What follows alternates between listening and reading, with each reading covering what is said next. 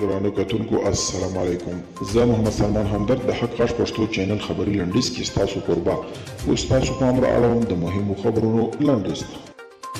د هیواد په بیرو ولایتونو کې اوس مهال د اوبو په لسو غټو بندونو کار روان دي. ترکیه وایي لا هم د کابل هوایي ډګر امنیتي مسؤلیت اخیستلو ته تیار دی. رویټرز د ترکیې د چارواکو په حواله لیکلي سره له دې چې په افغانستان کې وضعیت ترنګلې کیږي او جګړه شدیده شوې ده، خو ترکیه لا هم د کابل هوایي ډګر د امنیت مسؤلیت اخیستلو ته تیار ده. د حضرت احمد مزار شریف له لارې سوداګري او اوس هم د پخوا په شان روانه ده او تجارتي مالونه پرې ځي راځي. د سپینې ماڼۍ ویان جین ساکي په یو خبري کنفرانس کې د خبرو پر مهال ویلي چې دوی له افغان حکومت سره هر ډول مرسته کړې ده. دغه هیواد د منظم پولیس او اردو لري، خو دا چې د هیواد راتلونکي ته څه پیښیږي دغه هیواد پر خبري او ولسمشر پورې اړه لري.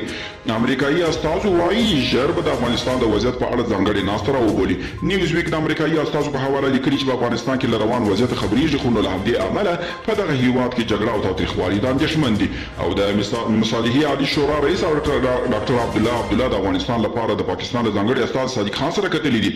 ډاکټر عبدالله ویلي چې په افغانستان کې روانې جګړې نه یوازې بلکې ټولې سیمې د پاکستان بلکې د ټولې سیمې ته زیان رسولی شي. نو له همدې امله پاکستاني لوري ته پکار ده چې د موضوع حساسیت درک کړي.